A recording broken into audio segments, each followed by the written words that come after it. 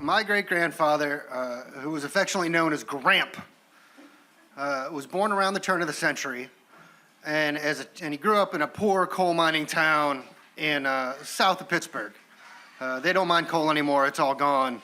The town's a wasteland. But at the time, it was a booming coal town, and he grew up very, very poor.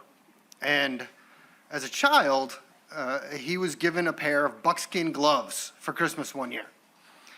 And he loved these gloves so much that he wore them every day.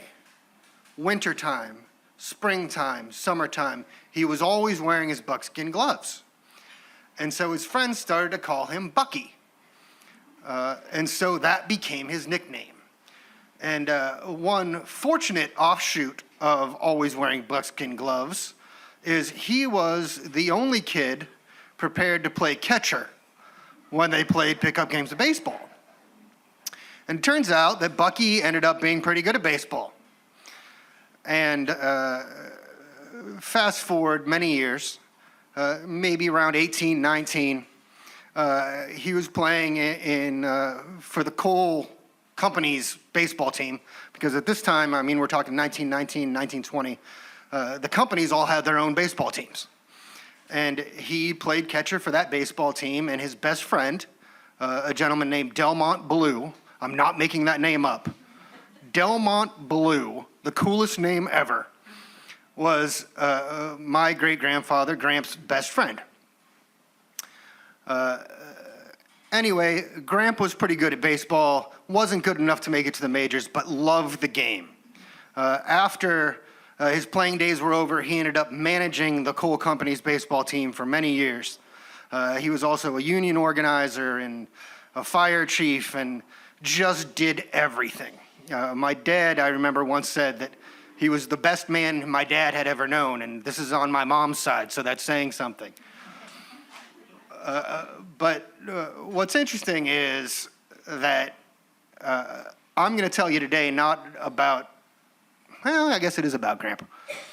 But as a child, I have a really weird memory, like weird.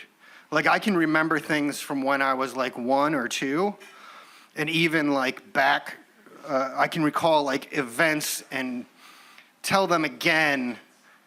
Like I can remember something from when I was 1, and then I retold it when I was 3. So Gramp used to always tell me these wonderful stories. And so Gramp died when I was 3 or 4. But I vividly remember going down to visit my grandma in Greene County, Pennsylvania, south of Pittsburgh. And I would sit on his lap as soon as I got there, and he would tell me these wonderful stories.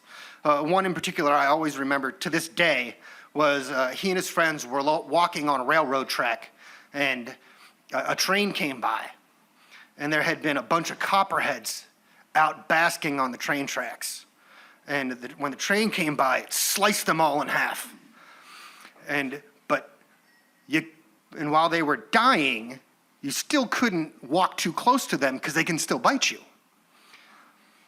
Probably why I'm afraid of snakes now.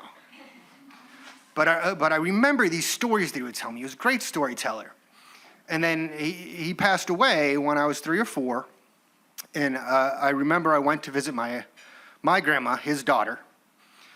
And she told me this story about the morning that he died. She said that Gramp had come into the kitchen nook and that morning, and he had told her that he had had the most wonderful dream the night before. And in that dream, he woke up in the middle of the night, and there was Delmont, who had been long dead, sitting in the rocking chair in his bedroom. And Delmont looked young and vibrant and was just rocking, and Gramp woke up and said, "Delmont, what the hell are you doing here?" And Delmont said, "Well, I got some things to tell you. First off, tell me about your family." So Gramp, of course, dotes on my mom and talks about how wonderful she is and how wonderful her husband is and how wonderful his grandchildren are. And they just have a normal conversation. And then it goes back and forth for a while, and they're laughing and joshing and having a great time. And Delmont goes, All right, so Bucky, I know you probably have questions on why I'm here.